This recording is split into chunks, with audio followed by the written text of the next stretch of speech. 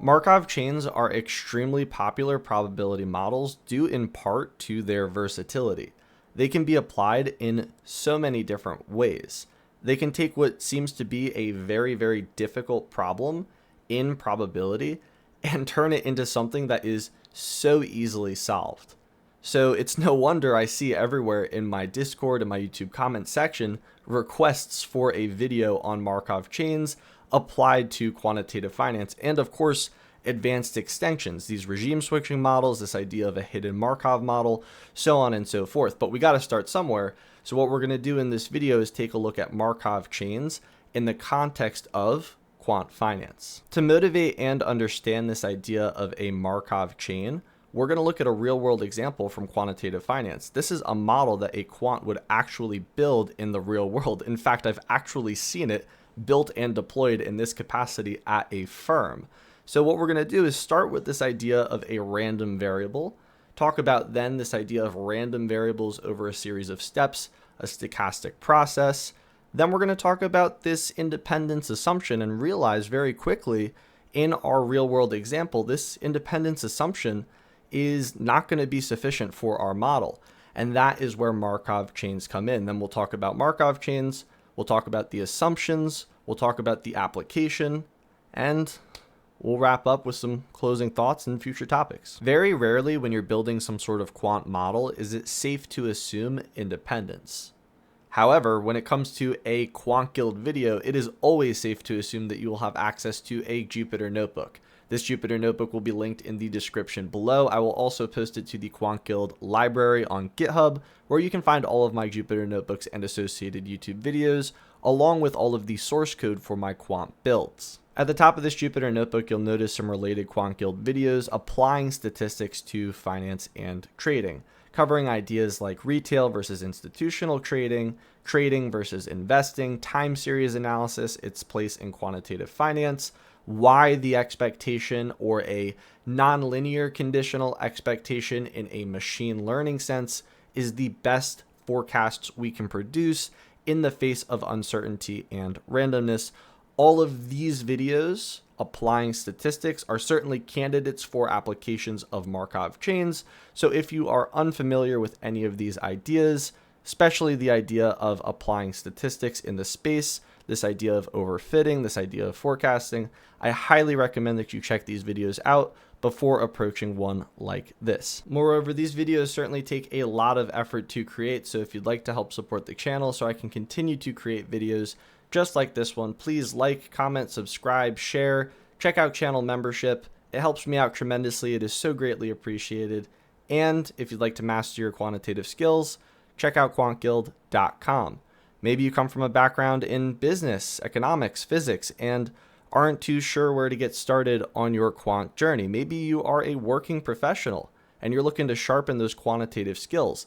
In any case, Quant Guild is for you. We have over 90 quant lessons in math, probability, finance, and adaptive practice engine that scales with your skill level so you can progress to more and more difficult questions with gamified rank-based progress, interview questions with fully worked solutions, trading games coming soon, courses from A to Z in math, statistics, coding, and all that's included with Quant Guild membership. And you can get started right now for free. So if you'd like to help support the channel and master your quantitative skills, check out quantguild.com. Without further ado, let's get started with this idea of a random variable so we can build towards this idea of a stochastic process and this real world example from quant finance. So what are random variables and why do we use them? Well, anytime the outcome of an event is uncertain and we want to consider various possible states of the world, we generally model these events as random variables. Now, whether or not these events are truly random is subject for discussion. That's definitely a topic for another time. But in any case, when we go about modeling this uncertainty as a random variable, we typically assume some sort of distribution. And what that does is it tells us something about the likelihood of different outcomes for that particular event. So what does this actually look like? Well, here I have three different random variables. I have X, Y, and Z. And these all have different distributions. So x is a normally distributed random variable, y is distributed via a binomial distribution, and z a Bernoulli. Now, it's tempting to treat these variables like deterministic quantities from algebra, pre-calc, calc, so on and so forth. But x, y, and z here are not numbers. They are distributions. Whenever you have a random variable, whether it's in an equation or you're defining it as such, you need to think of these letters literally as distributions. They represent sets of possible outcomes. It's not just one outcome. So whenever you see it in an equation, think, hey, that letter literally represents a distribution, a set of possible outcomes, all with different probabilities and likelihoods. So I actually plot these distributions for you here. We have x, we have y, and we have z, all of which follow different distributions. So this letter x literally means this distribution. Y means this one, and z means this one. We have a normally distributed random variable, binomially distributed, and a Bernoulli distributed random variable. All three of these are fully characterized by their distribution functions. And those distribution functions enable us to visualize the subsequent distributions, just as we see them here. So these random variables are literally these charts as we see them here. Now, it's really important to note, whenever we define something as a random variable, we can't say anything about what the outcome is going to be. It just tells us something about the likelihood of different outcomes. So let's look at z, for example. The distribution is fully characterized by this bar chart. There's a 70% chance of observing 1 from z, or a 30% chance of observing 0. Now, even though it's extremely unlikely, we could still see 10 zeros in a row from z. So when it comes to modeling random events with random variables, all we're trying to do is get a sense of the likelihoods associated with different outcomes. That's all we're trying to do. So if I'm looking at returns in my portfolio, for example, I'm probably going to consider, hey, what is the likelihood of observing an extreme loss? Maybe something like 10, 20% in a day or a week. That the likelihood of that event is definitely going to be of interest to me. And if it's not to you, then maybe you shouldn't be a portfolio manager. But in any case, this is how we use randomness in practice. We're trying to answer these questions about different states of the world by tying different likelihoods to these certain outcomes. So what is the elephant in the room? The question that your finance professor isn't going to want to answer. Well, how do we go about coming up with these probabilities? If we're interested in all of these states of the world, then how do we effectively come up with a random variable, the parameters for that random variable, or the likelihoods of all of these outcomes that are uncertain? Do we use historic data? But I thought historic data wasn't indicative of future performance. All those data points already happened. It says nothing of what's going to happen. I mean, think of it this way. If we have Apple and historic data was a reasonable proxy for what was going to happen, then how far back do we look? Do we look back a week, a month, a year, 5 years, 10 years? Apple was an entirely different company 10 years ago, not to mention that the overall macro climate, the administration, everything was entirely different 10 years ago. That is nowhere near reasonable to include that in a model for today. So what I'm getting at here is the data generating distributions for these uncertain events change over time. To understand what this actually means, I have an example here. So imagine we're looking at stock returns. This purple distribution governs the different likelihoods of returns we observe on any given day. And what's going to happen is this distribution is going to change over time, but we can't observe it. All we can observe is the outcomes of this distribution. So what you'll notice is as I play this animation, you can see that we're realizing values, in the extremes, over here and over here. if we just model it as a purple distribution, then it's going to look like, wow, this was really unlikely. It's also going to look like, wow, this was really unlikely, right? But look at the animation. The likelihood changes over time. At one point, it was very likely to observe values over here, and at another point, it was very likely to observe values over here.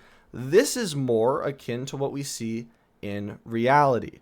We don't get to observe this data generating distribution, but certainly the probabilities and likelihoods of different values change over time. Now, there are very effective ways to model this time variance that we're seeing in this animation. In fact, I did a video on the Arch and Garch models last week. So if you're interested in modeling volatility, I highly recommend you check that video out.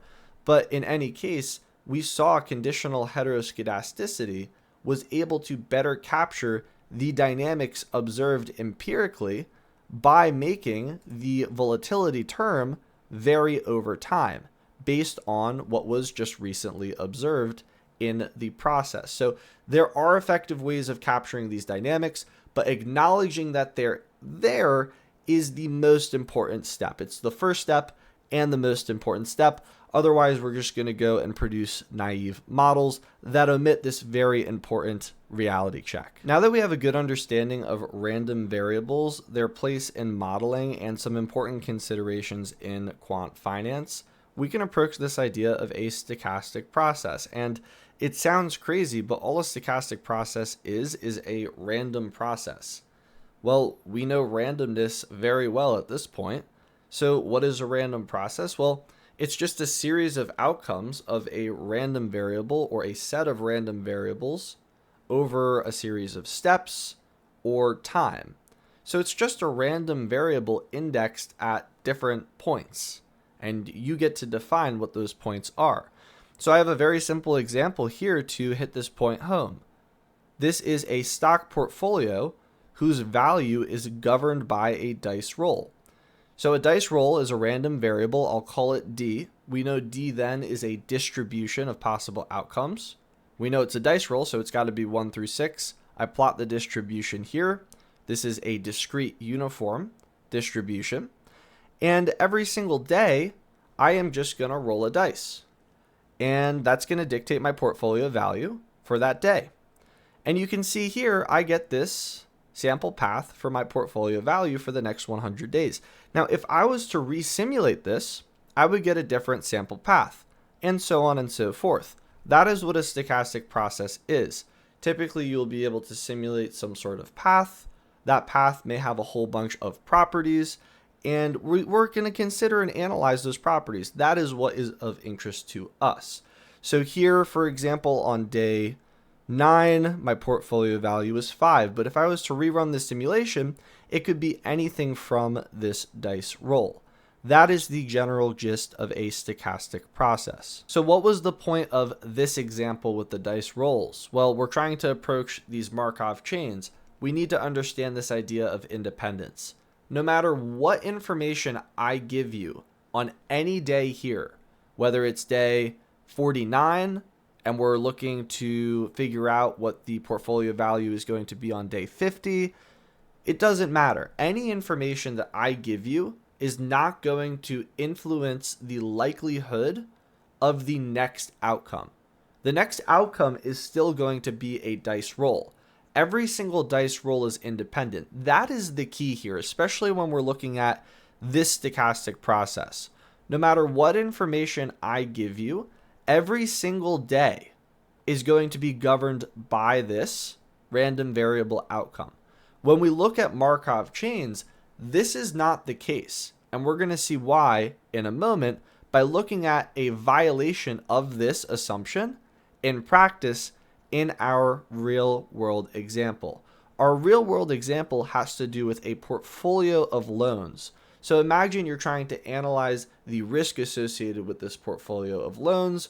Maybe you work at some sort of credit agency, and you're particularly interested in modeling these different states of the world. Well, we need to consider this process of loans over time. Let's break down this real-world example to motivate why we want to use Markov chains to model this portfolio. So this is a portfolio of dozens and dozens, hundreds and hundreds of loans.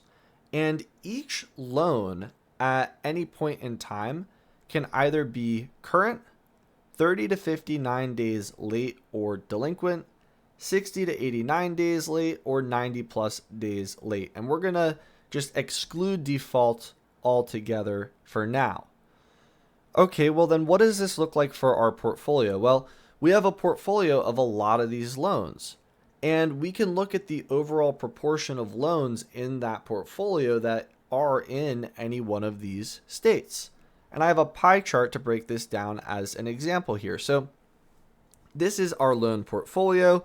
In this particular portfolio, it's not doing too great. 50% are current, 20% are 30 to 59 days late, 60 to 89 days late, we have 20%, and then 10% are 90 plus days late. That is a rough portfolio of loans. So what's the deal here? Well, this is not just going to stay the same every single month. It's going to change over time.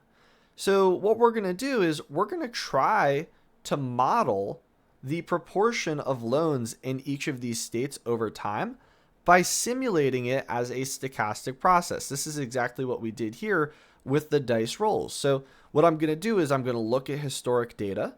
I am going to measure a proportion according to this estimator. I'm not going to dive into the weeds of that right now, but what I'm going to do is I'm going to try to simulate a couple of months of this portfolio to see what the overall proportion of loans that are late are in each category. Okay, well, let's do this. So in month 0, I have 100% current loans in my portfolio. All right, well, this is exactly like starting right here in a sample path. Okay, we're starting at this initial state. Then I'm going to simulate a draw, and keep marching forward in time. But instead of visualizing it as a path, I'm going to visualize it as a bar chart so we can look at the proportion of loans in each category. So here what I have is I have month 0, everything's current, month 1. Okay, now we're at 81% are current. Now we have 4% are 30 to 59 days late. But hold on a second. We have 11% are 60 to 89 days late, and 4% are 90 plus days late. These states are not possible because this is just stepping forward in time 1 month. A loan in our portfolio can't jump from current to 90 plus days late in 1 month. Clearly, there's a problem with this construction, with this simulation. This is the perfect example of how naive independence does not match reality. If I assume that each step is drawing from these distributions, whether they're the 30 to 59 day distributions, the current distributions, so on and so forth, if I assume every single month we're just going to draw independently from those distributions, I'm going to end up with something like this, something that actually is not possible in reality. And we want to create a model that's as close to reality as possible in a parsimonious way. We're not doing that at all here. We just went from all current loans to some that are 60 to 89 days late, 90 plus days late. That's literally impossible. So independence is completely out the window here. Now, if you're thinking maybe what I'm thinking, then maybe what we should do is restrict this simulation to say, hey, we can only draw values that are 30 to 59 days late in this next step. And then in the next step, we can only draw values in the next bucket up if we observed values already in the previous bucket. And if you're kind of catching what I'm floating out there, really what you're doing is you're starting to impose this idea of local conditional dependence, and that is effectively captured by a Markov chain. So maybe you beat me there, but that is this idea here. We want to navigate away from this naive independence because it is not capturing reality. We can't possibly observe a transition like this, but if we model it as a Markov chain, we will never observe a sequence of evolutions that cannot happen.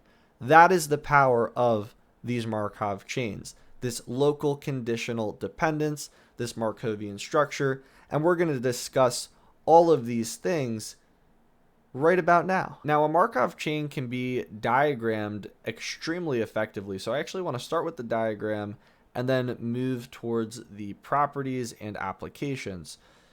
Let's look at this diagram. It looks kind of crazy, but it actually makes a lot of sense. So what I have here is I have what's called a state transition diagram for this Markov chain. And effectively what I'm doing is I'm modeling each loan in my portfolio, and I'm saying, hey, the loan can only exist in one of these four states. Again, I'm excluding default for the sake of this example. So a loan can either be current, it can be 30 to 59 days late, 60 to 89 days late, or 90 plus days late. And each of the arrows here dictates where it can go from each state. So if it's current, it can stay current, so the arrow points back to itself, or it can jump to 30 to 59 days late. But it can't jump to 60 to 89 days. It can't jump to 90 plus days. And that makes sense because each one of these transitions, the arrows out, represents 1 month, 30 days. You can't possibly just jump to this orange or red circle. And you'll see similar logic at each one of these other states. 30 to 59, well, I can go back to current, or I will stay 30 to 59 days late, or I will transition to 60 to 89 days late. I can't jump from 30 to 59 all the way to 90 plus. Remember, each increment is a 30-day step. So I can't just transcend time and jump to 90 plus days. That would be like what we observed in this naive example here when we saw a 1 month step had 90 plus day late loans. It doesn't make any sense. So effectively, this transition diagram is capturing the dynamics of those loans that we're looking for. And that is like the perfect example of a Markov chain bringing what would otherwise be a very naive model closer to reality. We're better capturing the transition of each of these states and the associated probabilities. Before we get into the probabilities, let's talk about now some properties of Markov chains to actually understand how they work. When it comes to Markov chains, there are a couple of key properties that I want to highlight here, and we'll talk about some more properties along with the assumptions in the application below. But for now, let's talk about this idea of the memoryless property, the time homogeneity, and the finite state space. The finite state space is probably the easiest idea to understand. We can only have a finite number of states. Okay, not too much of a stretch there, but what about this idea of time homogeneity? Well, transition probabilities are constant over time. This is a tricky problem because we're assuming that these transition probabilities from each of these states, so that is maybe this current loan state to the 30 to 59 days state, current loan to current loan, so on and so forth. All of these transitions are constant over time. Now, based on what I showed you up here, is that likely to be the case? Probably not, right? So very important to consider that. What about this idea of the memoryless property? Well, effectively, this is saying, hey, it doesn't matter where I've been, it only matters where I am. So it doesn't matter if I was 90 plus days delinquent or 60 to 89 days delinquent in the past. If I'm current now, that is what is going to dictate my transition probability. That is the probability of going from current to current or current to 30 to 59 days late. Now, whether or not that's reasonable, it depends on the dependency structure of your problem. Maybe if you spent a whole lot of time in 90 plus days delinquent and you get back to current, maybe you're at a higher risk of going back to that state.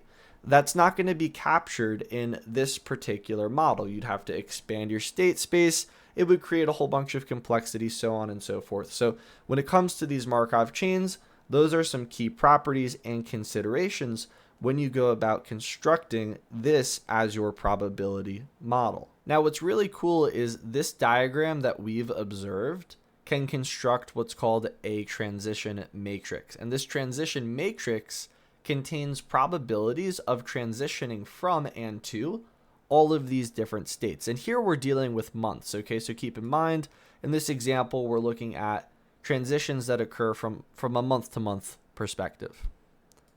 Okay, so this transition matrix looks something like this. There are probabilities and there are zeros. Zeros represent a zero probability of transitioning to that state from another state. And this makes sense, right? So if there are no arrows, then there's going to be a zero probability of transition. So for example, I can't go from current to 90. That's not possible. So the probability of a transition from current, you read it in the rows first, current to 90 plus is 0.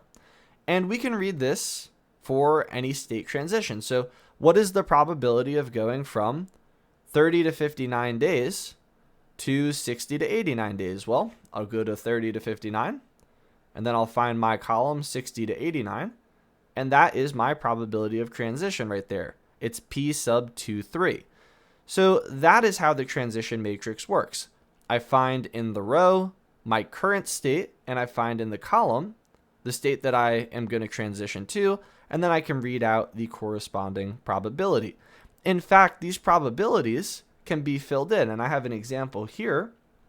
Here are a whole bunch of probabilities that I've estimated from data, and we're going to look in a moment how to actually come up with these estimations from data in practice.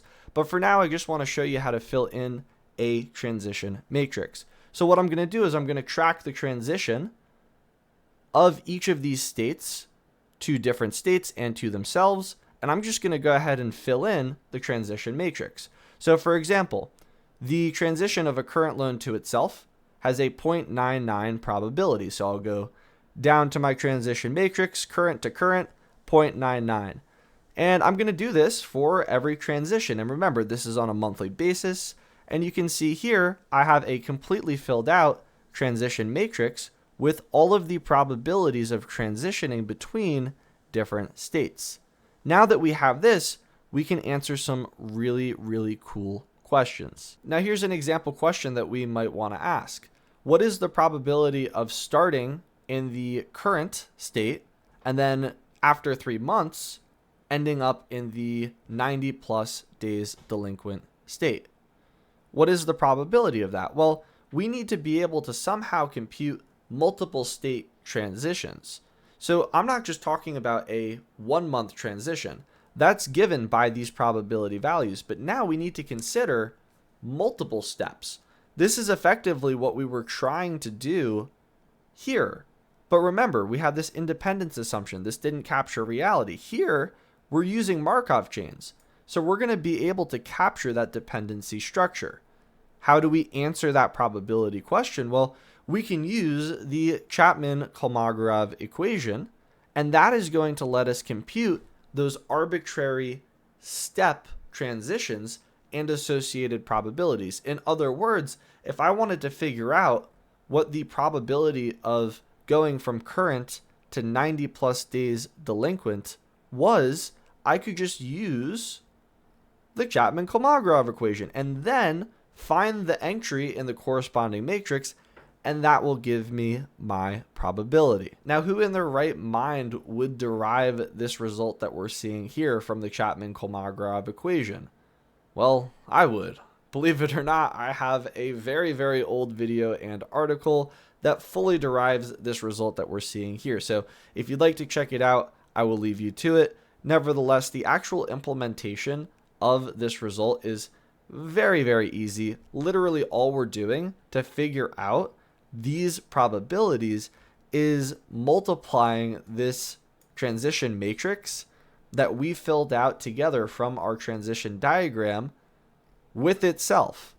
And the number of times that we multiply it together with itself will dictate the number of steps in the future. What a tremendously elegant result. Here I have a couple examples of the really cool questions we can answer. So for example, what is the probability of going from current to delinquent in 12 months? Well, I can apply the result from the Chapman-Kolmogorov equation. I can see here I'm taking the matrix power, so this is the transition matrix that we defined together up here from the diagram. And all I'm going to do is I'm going to multiply that matrix with itself 12 times.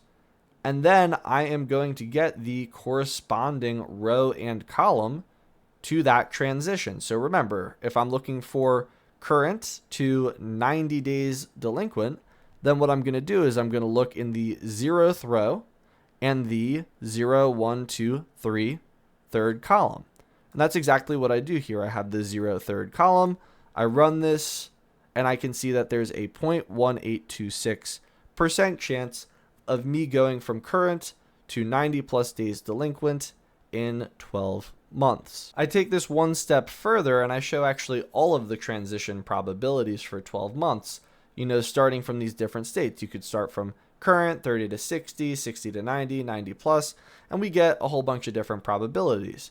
And this makes sense, right? Because if you start in 90 plus days delinquent, then the probability of you going from 90 to 90 is probably higher than going from current to 90. And this is exactly what is captured, these dynamics in the Markov chain with this local conditional dependence and these state transitions. It is extremely impressive and very, very cool. All of these questions that would otherwise be very difficult to answer, especially with some sort of naive model like this, are very easily answered with what? I mean, this is only a couple lines of code. I do a matrix power and I get the correct index from the matrix. I mean, it doesn't get much easier than that. All of the hard work was done by Markov, the structure of the Markov chain, and the Chapman-Kolmogorov equations. So now we can go ahead and answer really cool questions. So we looked at the probability ones. What about the idea of an expectation? Now, I'm not just going to consider the expected value of a Markov chain in that sense. I'm going to consider this idea of a state distribution vector. And what this is a probability distribution across all states at time t. So this could be month 0, month 1, so on and so forth. And this is going to tell us something about the likelihood of states at different points in time.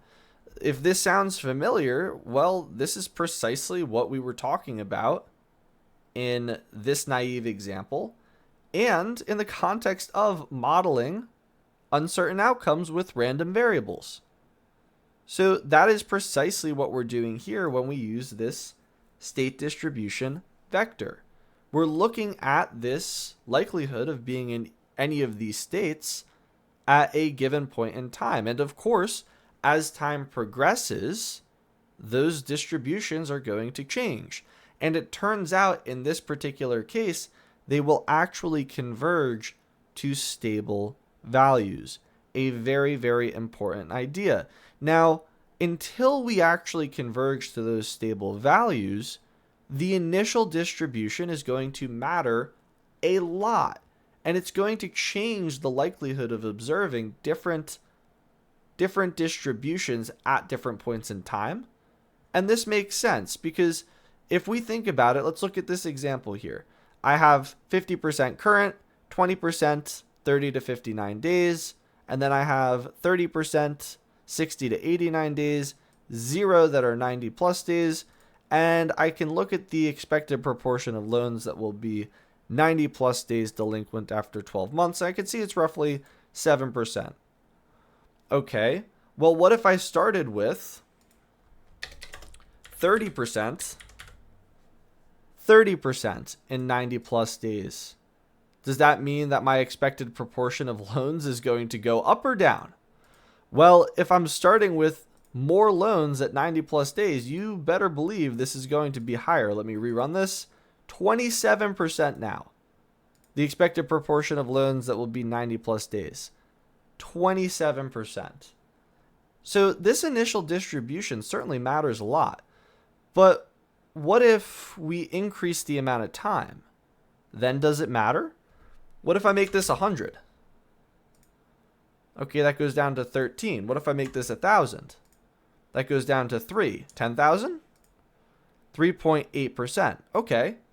So after 10,000 transitions, I'm seeing something like 3.8% here for 90 plus days delinquent. Okay, well, what if I start in that original state? So instead of 30% being 90 plus days delinquent, I'll go back down to 60 to 89 days being 30%. When I run this again, wait a second, we still see this 3.8%. That is the convergence that I was talking about here. In the short run, there's going to be a degree of variability based on where you start in the proportion of time spent at each of these states. And that's going to be largely based on your initial distribution. Like I said, if you have more high-risk loans at the start, then yeah, in the short run, you're going to be at a higher risk. But in the long run, if we continue to observe the transitions that we saw in the diagram, then we actually observe this convergence. And we can actually see it in a chart here. We can see all of these state distribution vectors converging to these probabilities. And it doesn't matter the initial state vector. That's exactly what we saw here. We saw that it converged to 3.8% in the case that 30% was the 60 to 89 days, or 30% was the 90 plus days. So that is a key property of this particular construction. Now, there are other key properties of Markov chains: recurrence, irreducibility, this idea of a steady state, absorbing states. This is how you would likely model some sort of default, periodicity, ergodicity, and transience, communication classes, so on and so forth. I would certainly need to do another video to discuss all of these. So if you'd like to see another video on advanced Markov chains and then maybe extensions in hidden Markov models and regime switching models, please like, comment, subscribe, let me know down below, and we will see what we can do in a future video. Nevertheless, we will continue on now to the application. How do we actually come up with states and probabilities if we're going to go about using these Markov chains in practice? We saw an example above where it was relatively easy to define the states. They were almost just given to us, right? We know a loan is going to be characterized either by current, 30 to 59 days delinquent, so on and so forth, right? Those states are presented to us. It's very easy to construct states. I have a couple examples here of volatility, market, trend, liquidity. You could do like low, medium, high, bullish, bearish, sideways. It's very easy to come up with states. But how do we actually go about estimating probabilities? Because if we can define states, and this could be for some sort of regime switching model, if we're trying to go into hidden Markov models, whatever it may be that we are actually trying to develop a model for, defining the states and the transitions and the subsequent transition matrix, that typically isn't the hard part. The hard part is, how do we estimate these probabilities, right? You could probably draw me a diagram, like a very nice diagram, and come up with the transition matrix, but how do we actually get these probabilities? That is the question that we have to answer. And to answer this, we need to understand this idea of maximum likelihood estimation. Maximum likelihood estimation is actually extremely intuitive. Whether or not it is actually effective, that's subject for discussion, especially after the animation that I showed you up here with the way that these distributions can change over time. Nevertheless, the idea of maximum likelihood estimation is to observe data. So for example, we observe this gray data, and the gray data was generated by the red dashed distribution. And what we're going to do is we're going to use the MLE to fit the distribution to the data we've observed. it's going to produce the highest likelihood of generating that data. It's the distribution that has the highest likelihood of generating the data that we've seen. That's very intuitive, right? What other distribution do you want to use beyond the one that had the highest likelihood of generating the data that you've seen? And you can see in this example here, it does a pretty darn good job. It tracks that red line very, very closely. So if we understand this idea in this setting, well, it's the exact same thing for Markov chains. We can apply this maximum likelihood estimation, and you can see it will actually converge to the true probabilities of our transition matrix. And this is only going to be true if a whole bunch of assumptions hold and so on and so forth, but nevertheless, it is a very effective way of producing these probabilities, and the maximum likelihood estimation has a whole bunch of very, very nice properties.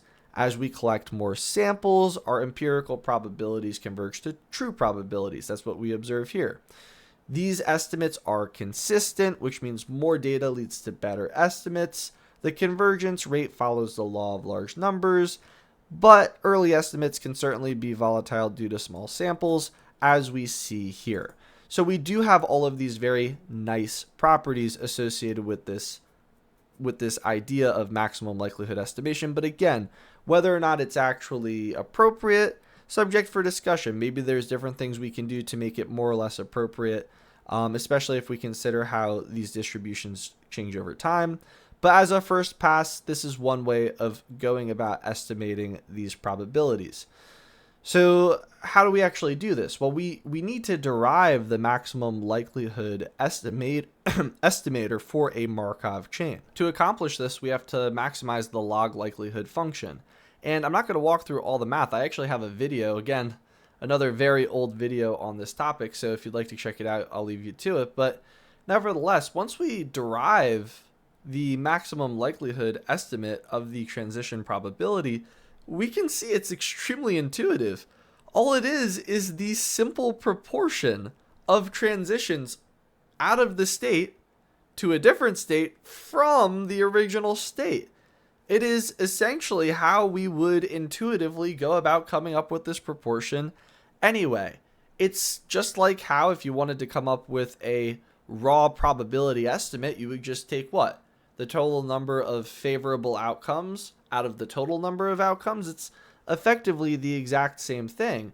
And it's kind of cool to see such a heavily computational process spit out such an intuitive result. And we can use that to actually develop the probabilities in our transition matrix from data. So what I have here is I actually have a synthetic lone transition data set, something that you could observe in practice, a whole bunch of different loans, and we can apply the MLE estimator to derive these probabilities.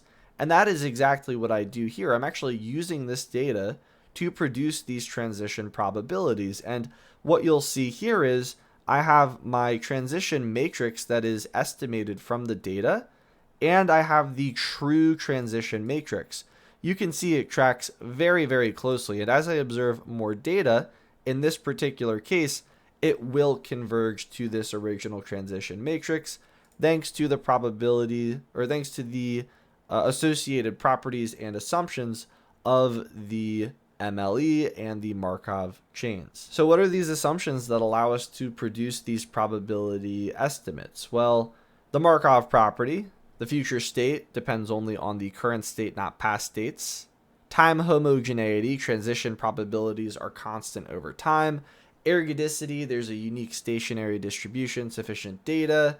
We have enough transitions that have been observed to estimate all probabilities. And independence, each loan in this case, the transitions are independent of other loans. And, 2 and 5 in this case are going to be our biggest concern.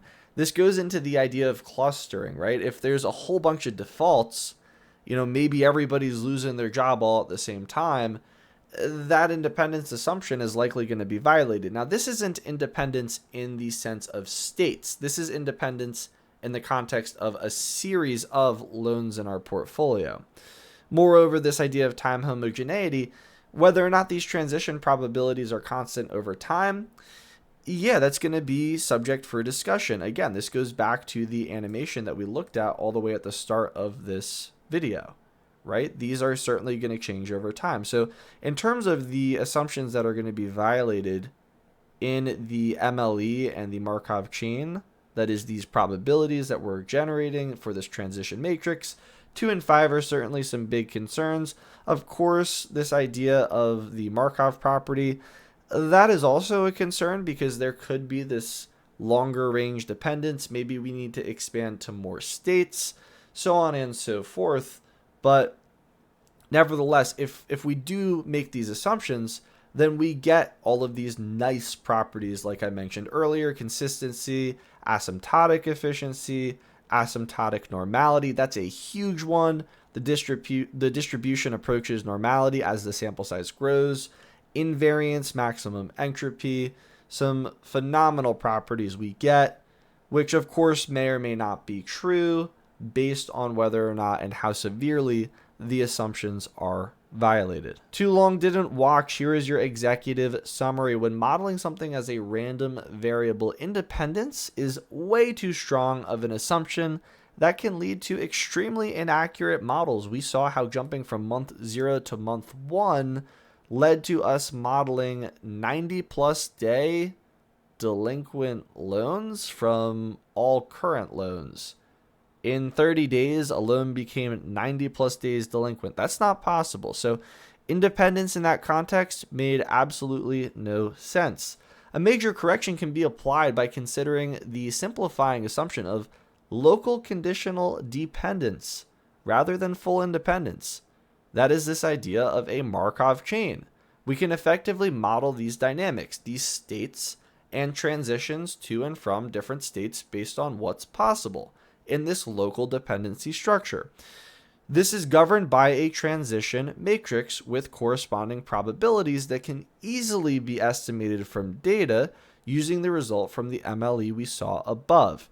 Now, though Markov chains aid in the modeling process, offering more accurate or reasonable, I think would be a more appropriate way to state it, estimate, there are many assumptions that are still going to be violated in practice. So this is far from a cure-all. Typically, these Markov chains are a first step in the modeling process. If we were to consider some sort of regime switching, hidden Markov model, for example, understanding these is a first step toward more comprehensive applications. Some future topics I would like to discuss, technical videos and other discussions, advanced Markov chains. There is so much to discuss when it comes to Markov chains. I'd like to break out the iPad, answer a whole bunch of really interesting questions, maybe some Citadel, Jane Street interview questions, tackle these ideas of communication classes, ergodicity, stationary distributions, initial state vectors, absorbing states, so on and so forth. If you'd like to see a video on these topics, please let me know in the comments below. I would certainly love to do one on advanced Markov chains. Of course, other extensions too, like hidden Markov models and other implementations. I'd also like to get back to more quant builds. I still want to build that earnings event options trading dashboard. I'd also like to do a live Kalman filter model with regime dynamics. I think that would be so cool, along with this automated delta neutral trading system, kind of algorithmically capitalizing on Vol speculation. We could even use Markov chains and other time series models to aid in these speculative positions.